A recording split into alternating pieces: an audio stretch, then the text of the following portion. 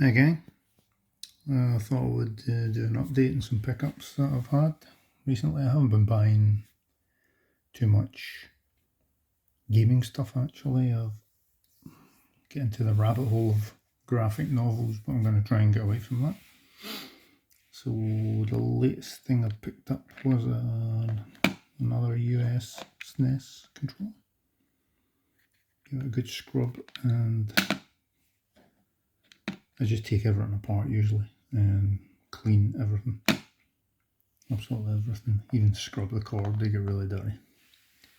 So that's for £12 plus postage, which I thought was brilliant. So I was amazed that it was still sitting there with lots of people watching it. I mean, how cheap do you want it maybe? I didn't need one, but it's £12. It's £12. So that was the first thing. What else we got? We got King of Fighters 96 for the Neo Geo CD. In a really nice condition. I picked these up just to sort of bolster my Neo Geo CD collection because I don't have a huge amount. Can't concentrate more on AES and MVS, but I mean, they're good games. There's just an awful lot of them. The CD's in great condition. There's no scratches or anything. I just had to replace this because the spindle was broken, so I just took another one out of a music CD. So that's that. Here's quite an exciting one. A US Super Nintendo controller, you say? No. No, it isn't. You'll see in the back it says Super Famicom. But it also says SNES 102. Now, this came up on eBay. It's unfaded. And I instantly spotted this because I've been looking for one of these. But this is actually a Super Famicom Junior controller. But it has the lilac purple buttons, you say? Yeah, it does. Because I swapped them out. Those are originals. The only reason I did it was because one, it was a great price, 20 quid plus postage. Secondly, after doing a lot of research, I found that the American and the Japanese SNES Junior controllers are exactly the same. You might think, well, it says Super Famicom on the back. It does. And that's what it says on the back of the US ones. It actually has the US logo here as well. They're exactly the same. The only difference is the buttons, which I happen to have lying around anyway. So now that will go in there. You know how hard it is finding one of these bloody controllers? Virtually impossible. So really pleased about that.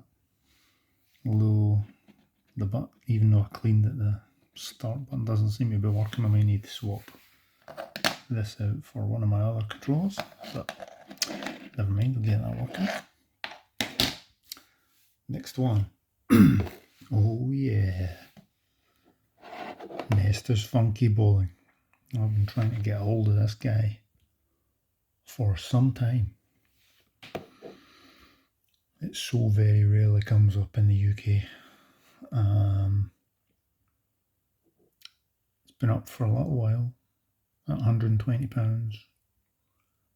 I was hoping it'd go down a little bit, but I think everybody else was hoping it'd go down a little bit, so I went, you know what, I'm just going to buy it. But it didn't show me the sun fading. You bugger. Yeah, sun fading. But I'm not too bothered because, you know, it's complete. It's got the little extra paper bits inside. Even the baggie. So this means that the only two I don't have US ones would be 3D Tetris and Waterworld, and Waterworld is not worth anything, to be perfectly honest. I wouldn't even pay £100 for Waterworld, because you'd never play it. It's just a piece of crap. I'd maybe buy 3D Tetris, even though that's not particularly interesting now. Really pleased with that one. And a project is this poor SOB. This came with that top one there. I had a spare US SNES which I put into that box, but this was just broken. You know, the pillars were broken, it's broken there, corners, inside was broken, this was missing, so I've rebuilt it. It's not too bad, I mean, it's not too bad. I've rebuilt it. He was even snapped all the way down here, all the way through here. So my plan, I don't think it's going to work, because it's got some crazy mod on it. Look at this. What is that? It's got loose wires. I'm not expecting it to work. But a handy thing was that I was able to take the power and reset buttons and put them on there, because I accidentally bleached mine, those ones there. So I might plug this in, see if it works. I don't think it's going to work. I might take that off, or I might just sell it for parts. If I could get 30 quid for it and it's a project for somebody, I will pretty much get my money back for the box, the polystyrene, and the console. So we'll see what happens there. Still got to do a bit of sanding here, because when I built the corners back up,